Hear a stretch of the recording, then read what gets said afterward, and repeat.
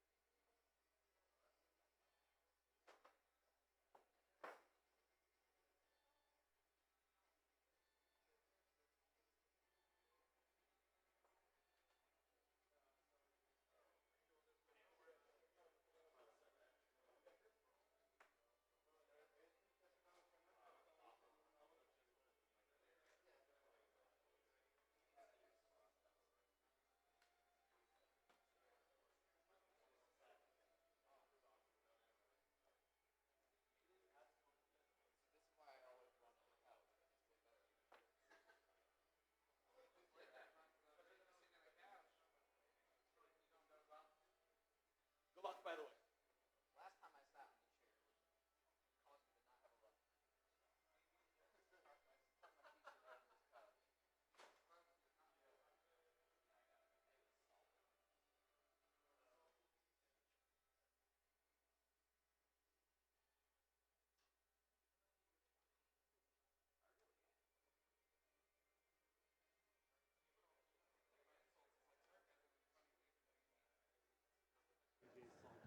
Awesome Games Done Quick 2018. Thank you all so much for watching. My name is Hootie. We're actually going to throw it right on over to an interview right now with the runners for the Contra Any Percent Co-op run coming up. We'll have Blecky, the Mexican runner, and Angry Lanks.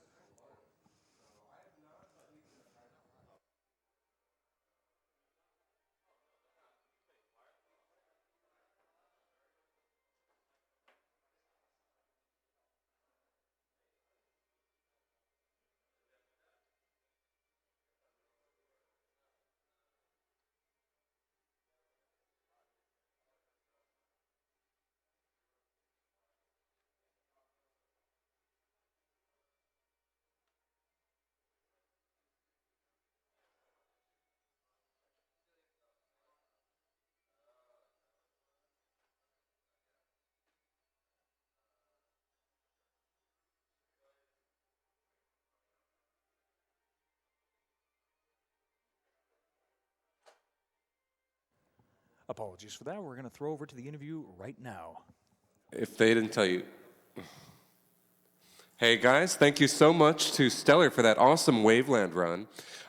Coming up shortly, we're going to have TMR and Angry Lanks playing Contra, a co-op run. While I know these guys are absolutely awesome at one-player runs of the game, I've never quite seen them co-op, so I'm very much looking forward to that. TMR, in my mind, Contra is one of the more coveted NES runs. Just one player. Can you tell me, like, what is it about Contra that just kind of, there's this legacy behind it? Well, it's a really tough question.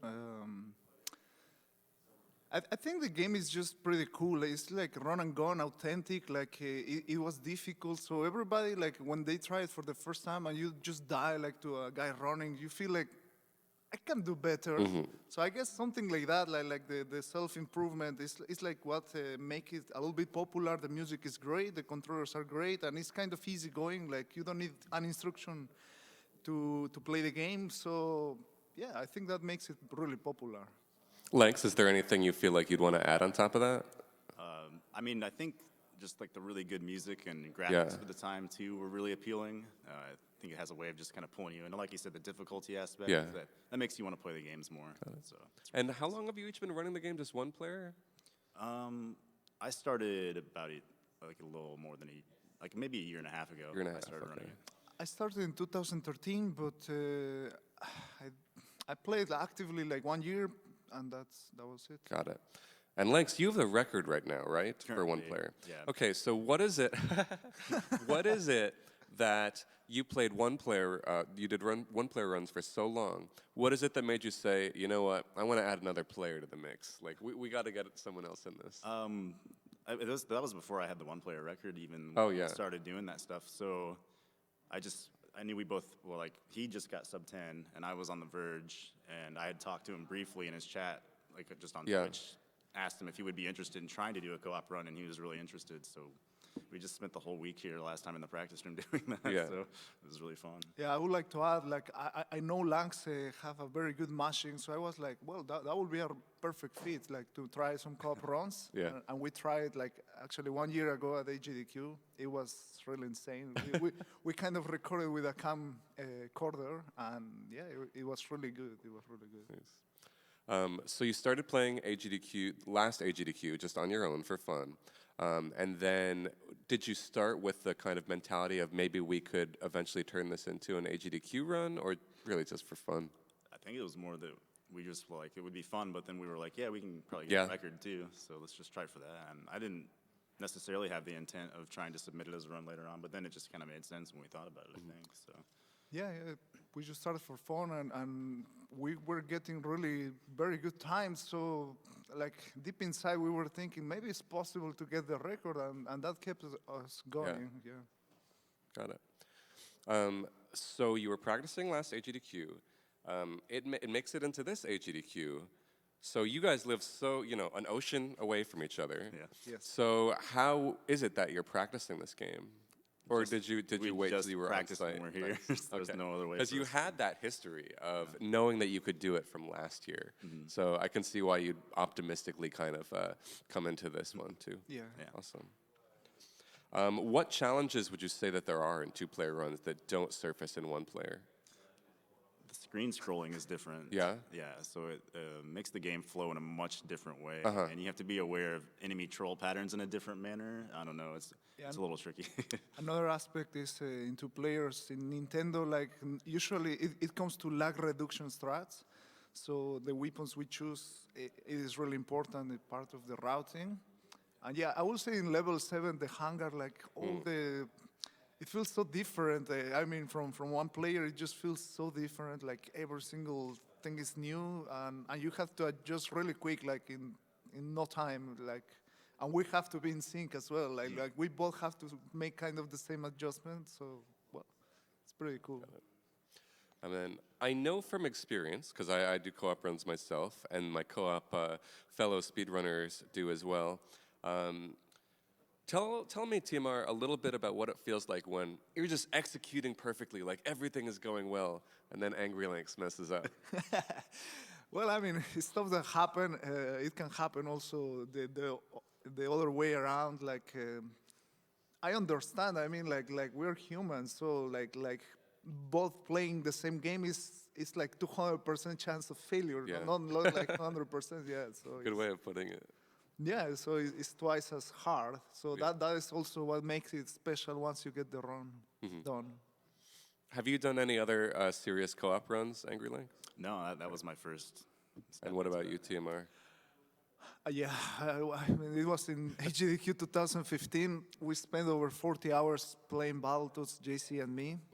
Oh, true, of course. 80%, like everybody know, like we were like somewhere there in the practice room, Yeah. man, we really grind so hard. That game is so difficult. We both wanted so badly a run, and yeah, it's our favorite game. So Got it. it was totally worth it.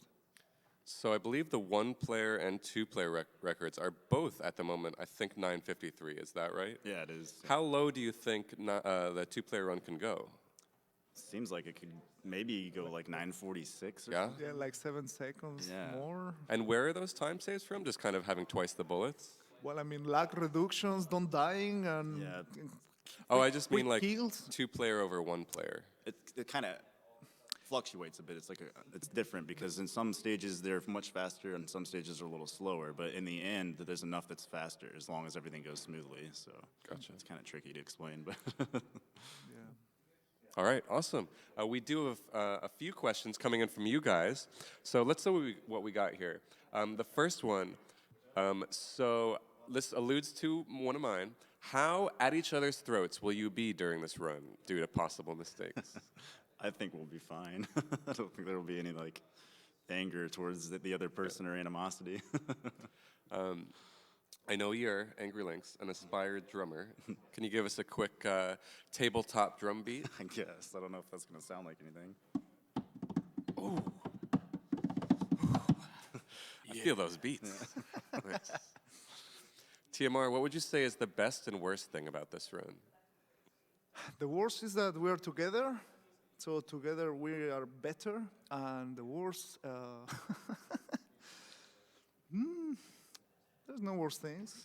Just fail runs. I mean, it's part of getting. It's part of progress, man. I mean, even Thomas Edison failed doing the light bulb. So it's just I see it. Failure is not part of my vocabulary. It's just like a step to take towards a bigger goal. Yeah. Lynx, what would you say is and we'll go with 1-player runs. What would you say is the most heart-pounding moment for you in a run? Heart-pounding moment. And that's a question from RGP Ferris. Okay.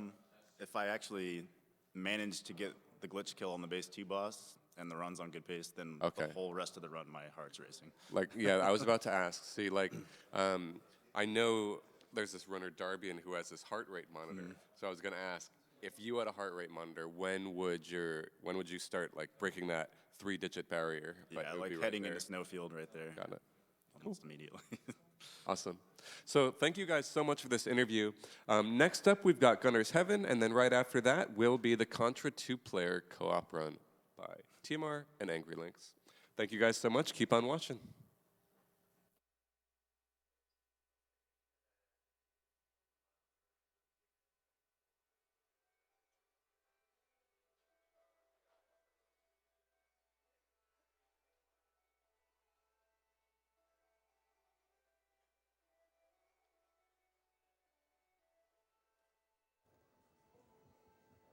We have a $50 donation from Edward Malice. It says, I'm about to head to the airport. GDQ is exactly what I need to stay entertained.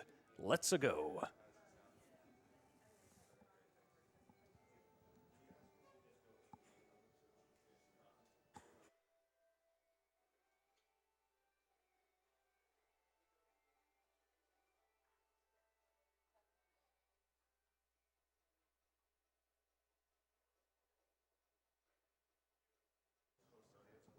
And just as a reminder, we have some amazing donation incentives that are coming up rather quickly.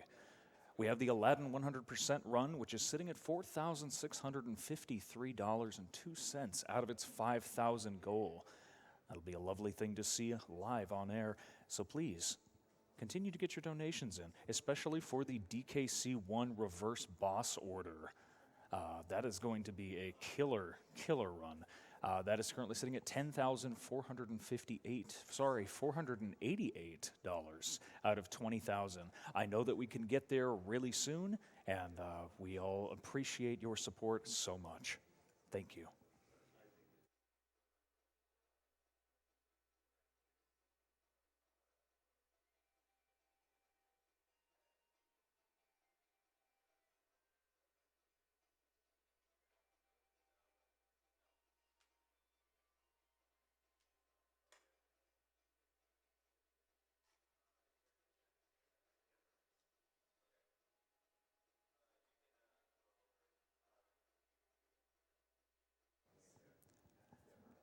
And now coming to you, we're going to have Gunner's Heaven run by CavemanDCJ. Let's take it away. Yay, uproarious applause. The crowd goes wild. It's the Caveman, back again after a year's hiatus. Hello, everyone. Good morning, good evening, wherever you are. This is Gunner's Heaven. It's a Japanese PS1 game made by someone. Let's get to it. So there's two characters in this game, but there's really one character, Ruka. So time starts when I say start, which I just did, so you should have started. So welcome to Run and Gun Block, by the way. In this game, I will be doing a lot of running and a lot of gunning.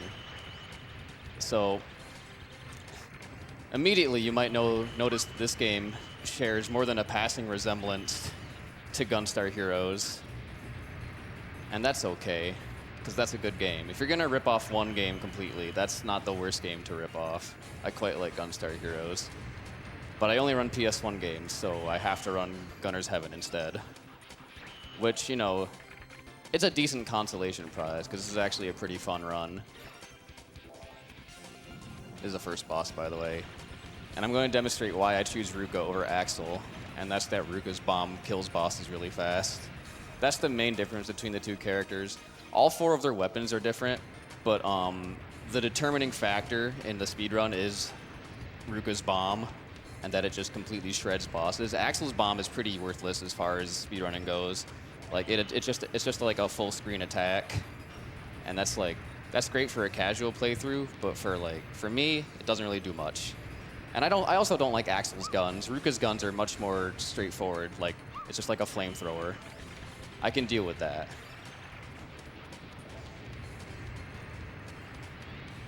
And at some point, I'm going to explain how the ammo system works. I think this is as good a time as any. So if you look at the top center of the screen, you're going to see a little box that says power. It's got a 13 in it currently. So enemies drop little crystals, you might have noticed. And if I pick those crystals up, they go into my power. And as long as I have power, my weapons are basically twice as strong. So you always want power, but you always want to go fast. So you want to kill enemies, but you don't want to slow down to kill up their power-ups.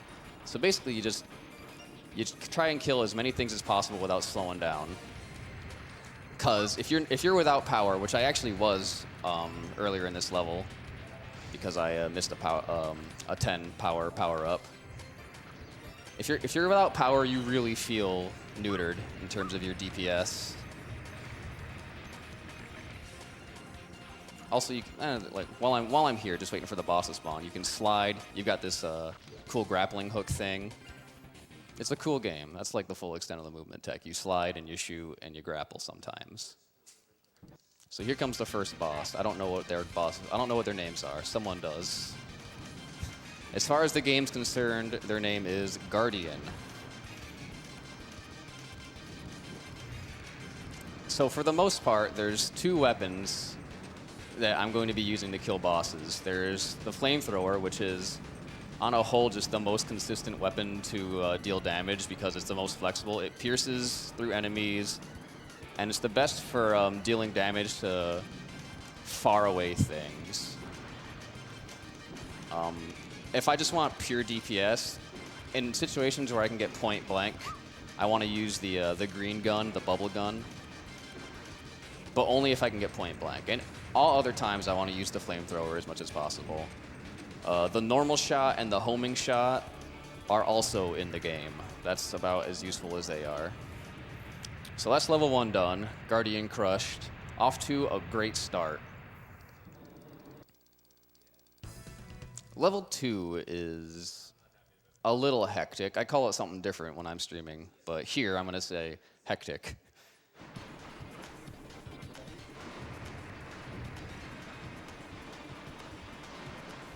But there's a lot of enemies and a lot of projectiles to deal with. All the while, you want to be building up your power, too.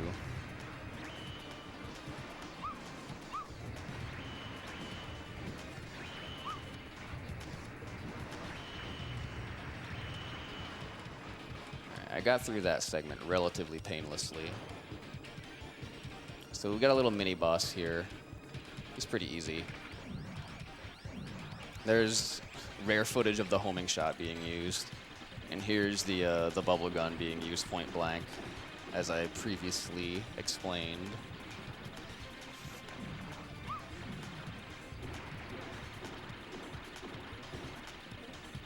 And that's that guy down. He was a good boss. I like him. People listening, they might also notice that the music is like incredibly cacophonous. That's because, for those not familiar, most PS1 runs are done on PlayStation 2s because PS2s have an option called fast disk speed that dramatically increases, or I guess it decreases, I should say, loading times. I need that bomb. Don't worry about me taking a bunch of hits like a noob. I told myself before I even started doing this run, I would grab this full health power up, regardless of how the run was going. So all according to plan. What was I talking about just now? Oh yeah, the music. So fast disk speed, it reduces loading times. But for Gunner's Heaven and for a couple other games, but Gunner's Heaven is really the most unfortunate one that I run. This is a pretty uncommon problem, but the music plays twice as fast when I'm using fast disk speed, so it sounds really awful. And this game also has two separate soundtracks. It has soundtrack A and soundtrack B. This is soundtrack A. Soundtrack A sounds a little better in fast disk speed, so that's why I use it. You don't want to listen to soundtrack B in fast disk speed. But once the music loops once, the music starts to play at its normal speed, which is pretty interesting. Oh, also, that was another boss. The chameleon fella. I don't like him. So I have full health, so I'm just going to damage boost through this entire section. There's really no reason to bother to even entertain the thought of trying to dodge that bit. And I just slide my way to the next actual end level boss.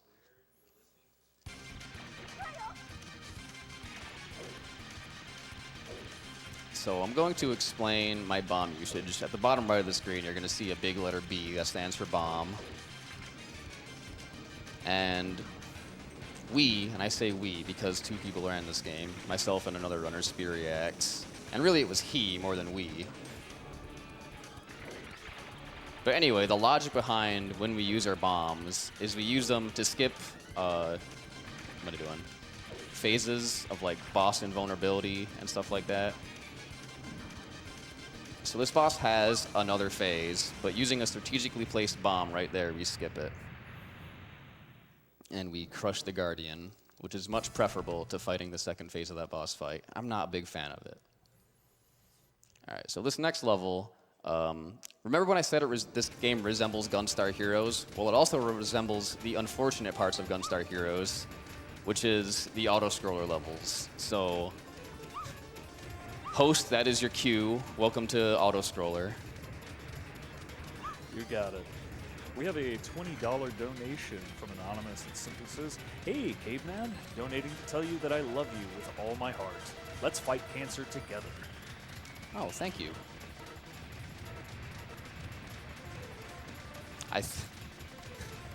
What was the name? Anonymous? Anonymous, yes. Someone wanted to show you their love, just not to get their name. Thank you, Anonymous. We also have a $20 donation from Did You Know Gaming that said, "Rapid Reload is an absolute jam, that is. Was surprised to see this from the developers who brought us Wild Arms. Keep up the great run." Well, thank you, Did You Know Gaming, for illuminating who made this game, the developers of Wild Arms.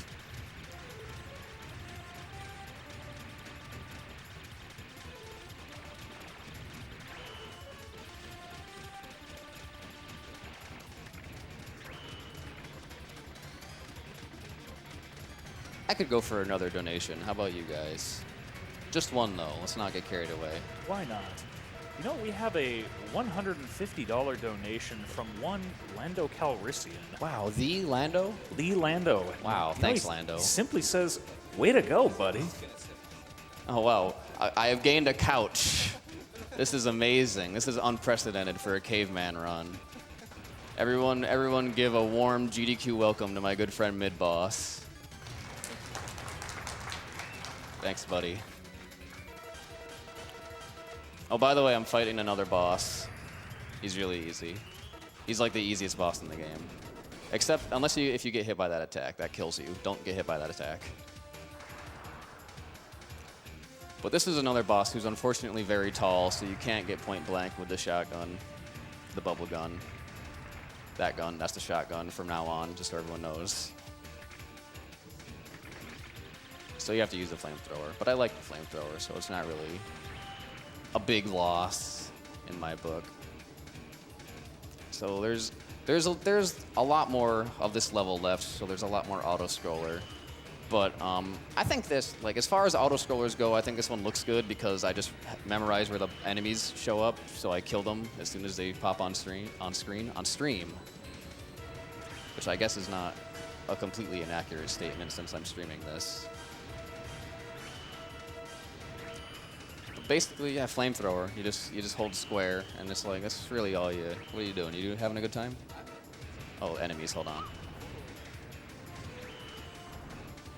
That is called hubris, ladies and gentlemen.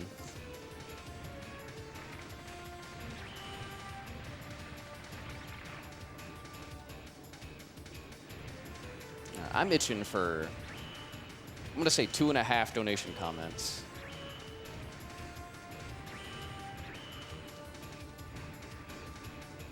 I threw him off with the half. You know, I was looking for that half in there. It was a little tough to find. Save it for the next auto scroll level. It's coming. You got it. Actually, I had a question for you, Caveman. What's up? So I'm seeing a lot of wonderful running and gunning in here, and a lot of great skating around. Do you perchance know the story to this game at all? I have no clue. I have no idea what the story of this game is. You know, I just wanted to check. It's in Japanese. I assume it's like bad guys, right? That's like a pretty common one for video games. Get the bad guys. Yeah, I would say that's pretty common. The story is, I saw this game on like Hidden Gems on Racket Boy or whatever, and I bought it because it looked cool. Now I speedrun it, and here we are at AGDQ. The rest is history. Actually, it's not even history. This is now. This is the present we're living in.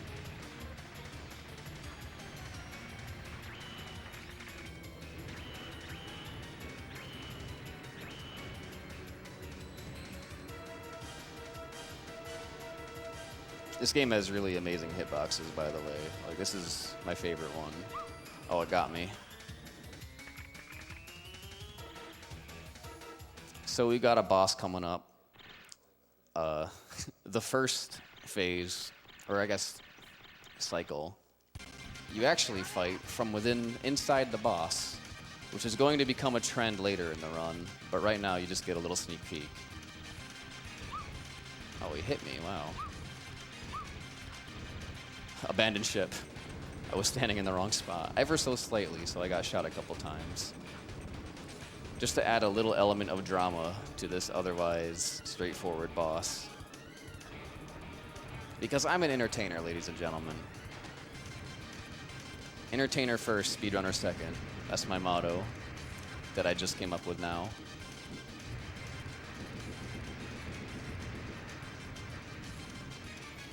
I do know that for some hot Gunner's Heaven lore, because I know everyone is fiending for that, this boss I'm fighting right now is the same boss or it's like the same guy. It's obviously a different boss. It's completely different. It's the same pilot that I fought in level 1. He's like, I don't know if he's like some sort of important character, but you fight him 3 times throughout the run. Now maybe they just couldn't draw 2 more characters. But I like to believe that he's some sort of antagonist. Oh, thanks, wow. Who's back there? Oh, wow, we got a full house tonight, ladies and gentlemen. All right, level 4 is the hardest level in the game, and I might die. And that'll make me very sad.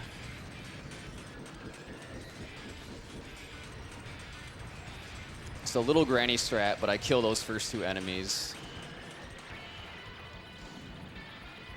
Very slowly and deliberately.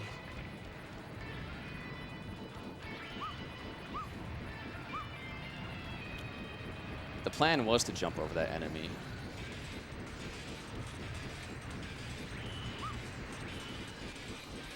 All right. I still have over half my health, so relatively painless. This mini-boss is harder than 90% of the actual bosses. This is probably like, no, it's not the hardest boss in the game. It's the 3rd or 4th at least. He's really scary.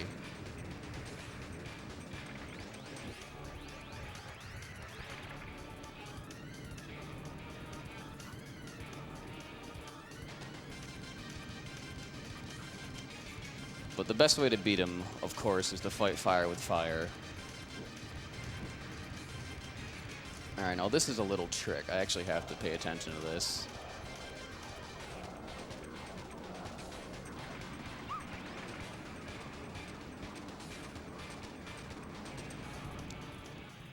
All right, cool, he's dead.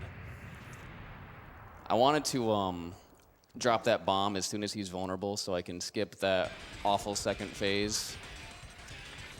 So now guess what? We got an elevator, which is really my favorite kind of auto-scroller as far as auto-scrollers go. But nonetheless, this is an auto-scroller, so let me have that half a donation comment I've been waiting on.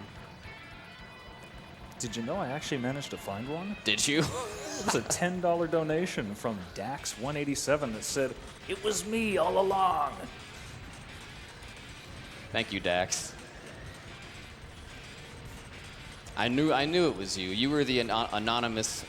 That's my girlfriend, everyone. It's the anonymous commenter who said that she loved me earlier.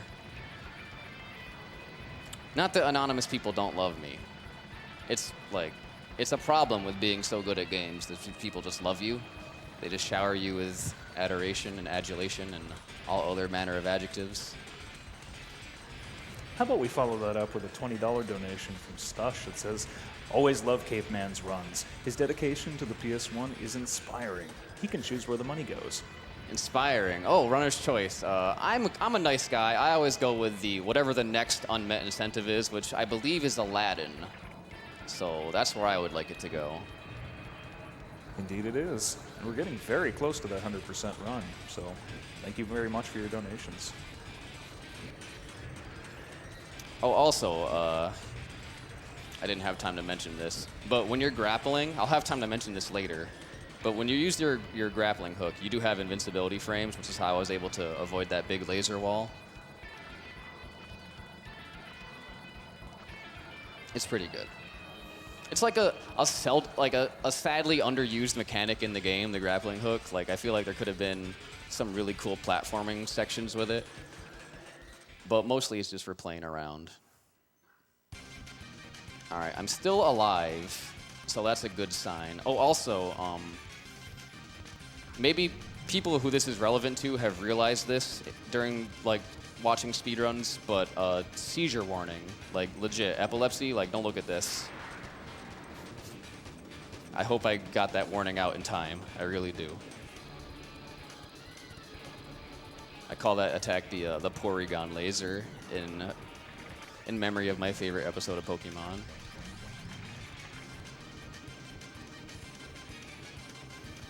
Now see, this boss is tricky because you've already seen what he does with that attack. With that attack, he shoots it a different direction, so you gotta be on your toes for that. Thankfully, I've played this game before, so I've mastered it.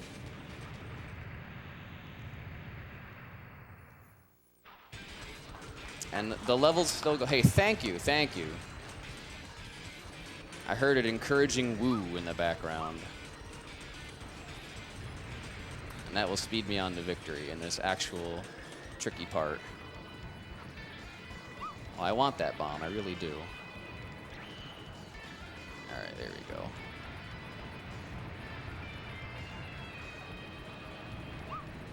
Now this tank is a real jerk. He's ever so slightly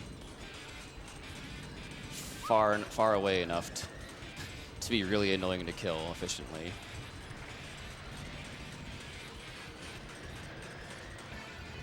Oh, also, most levels have that little boost thing at the end. You can't take it into the boss fight, though. So this boss fight, he has a pixel-perfect way to quick kill him. And conveniently enough, you start the boss fight on the pixel. I'm gonna wait a little bit. There we go. Safety strats. So as long as I don't move from the position I start the fight in, I can do this. So that's very good. Shoutouts to Spiriax for finding the pixel perfect quick kill. I found out that he had this elaborate setup that I couldn't be bothered to learn, so I just figured out that you start on this pixel. That was my contribution, laziness.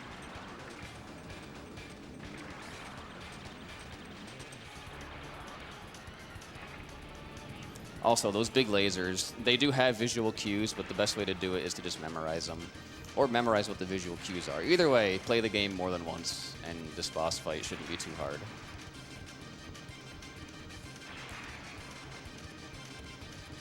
All right, and that's level 4. I'm alive, so that's pretty great. That's a great place to be in.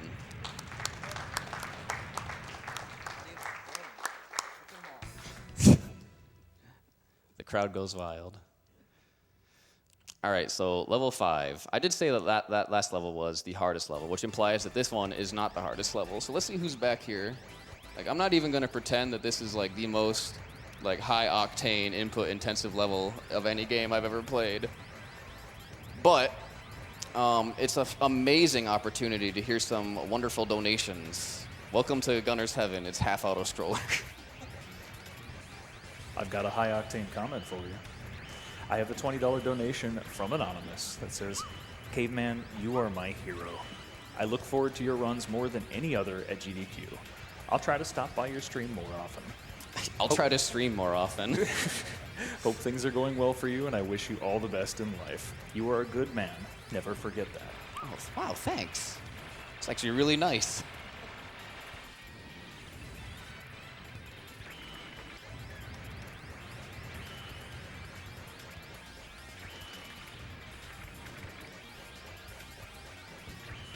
We've got a ways to go, my friend. Like, there's a lot to this level. I can see. We have a $5 donation from Iggy Zig. It says, I love Caveman's runs at GDQ. His commentary is on point, and quite frankly, it takes me on a journey.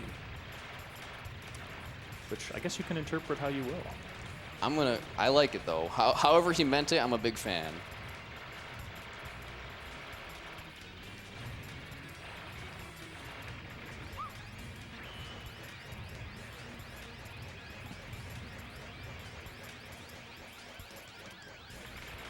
I guess there's a lull, so I'll explain how you lock your aiming in this little flying section. You're supposed to hold L2 and do something, but I'm not really honestly sure. Like, it's a trick in and of itself to get your gun to stay in a position like that. Now that will be an element of drama when the boss appears that hopefully I don't have to deal with. But we'll cross that bridge when we come to it. As easy as this level is, it is wonderfully blessed with the hardest boss in the game. Oh, also there's no levels in this checkpoint, so if the hardest boss in the game somehow manages to kill me. Guess what level we're doing the entirety of again?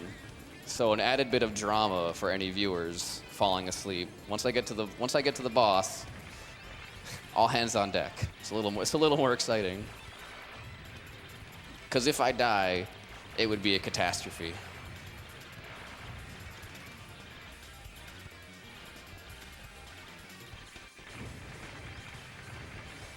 I won't die though, just so anyone, in case anyone's questioning how good I am at this game. I'm really good. I'm like the best. I've checked. But it could happen.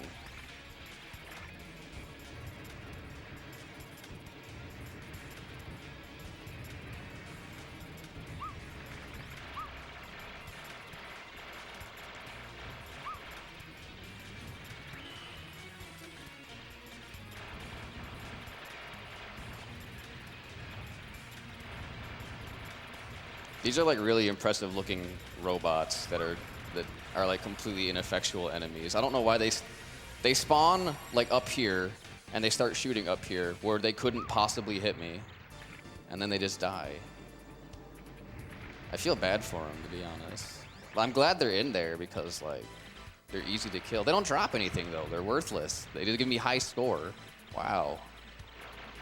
All right, so here's a wall of power-ups, including not one, but 2 full health power-ups with no enemies in between for whatever reason. So this is sort of your clue that some bad times are coming. But I did come up with something pretty creative. I don't need 2 full health power-ups yet. So I'm going to not grab that one and just bring it with me for a little bit. I might need it. So this boss, he's a 4-phase boss that you fight entirely from within his sprite. So that's a little exciting. As nonchalant as I've been, this is actually a little serious.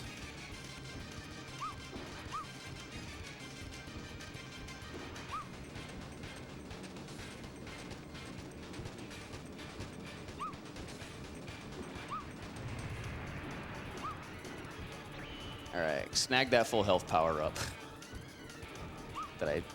Come on, lock on, there we go. All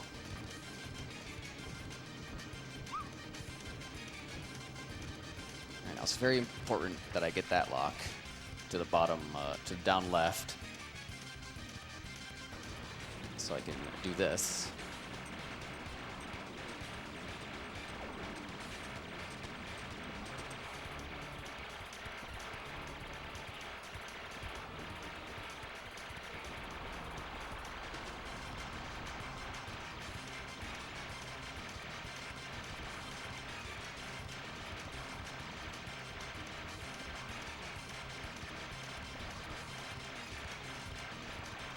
All right, last phase, and the hardest one. I have 1 bomb left, and at this point, it doesn't matter if I use it on him or the final boss. So I reserve the right to use my panic bomb if I need to.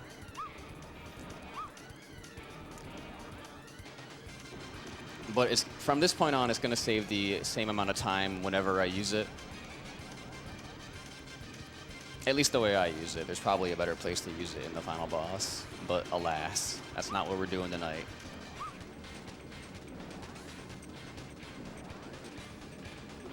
But I would prefer to do this fight without the panic bomb.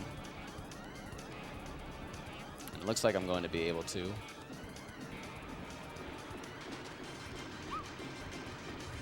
Woo, there we go. Crisis averted. This is the run and gun block. I'm good at running guns. That's a shmup. That's a different genre that I'm not able to play well. So it's probably the easiest boss in the game for someone else. But for me, it's a try. I couldn't beat it in my casual playthrough. I had to learn how to speedrun before I could beat the game at all. And then I'm whisked away to the final boss by a series of triangles.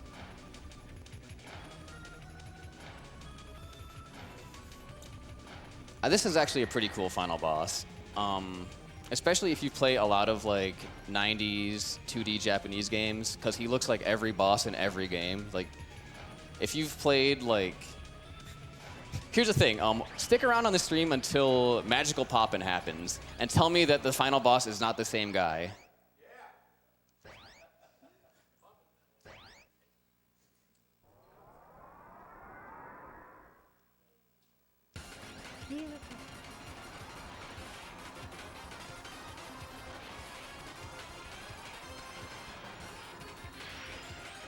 Like, look at him.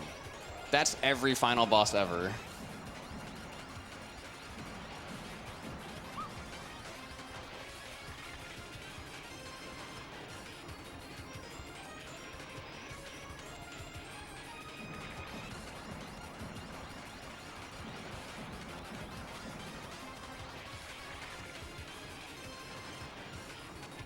Alright, so first phase is over, and now he goes to this completely ineffectual phase. If only he had the use of both of his hands, he might be able to pose a threat. But no, he doesn't. The key to this phase is to stay on the right side of the screen. Left side of the screen is a different story. It's a real attack if you're on the wrong side of the screen. Now this phase fully utilizes the invincibility frames you have while you're grappling.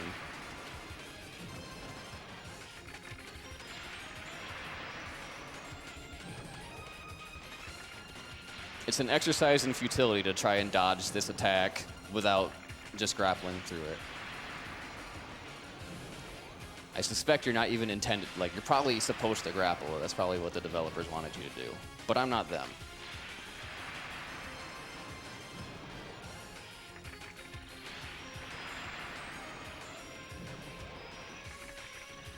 There we go. It was one hit off.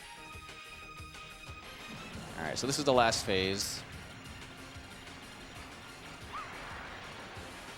Do you see how I strategically jumped back into that attack? You don't get that from any other runner. That's only the best of the best who do that. That's a taunt is what that was.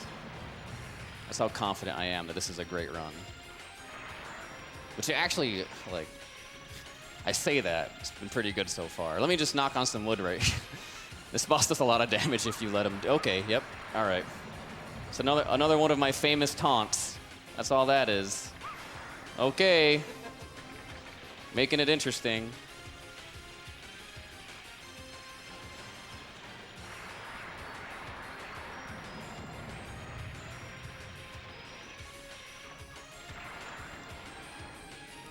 There, I was in control for all of that. It's not time, by the way, I'll let you know. It's an arbitrarily, look for his health bar, like the boss's health bar. When it disappears, that's time. I'll let you know. I'm very courteous. Time. 31:31. That's a cool time. And that, boys and girls, is how it's done. All right. Hey, I have an interview, mid-boss. Could you take care of that? Take care of what? Just unplug the PlayStation. Yeah. All right, cool. All right. Wherever. An excellent run by Caveman. Thank you so much for that.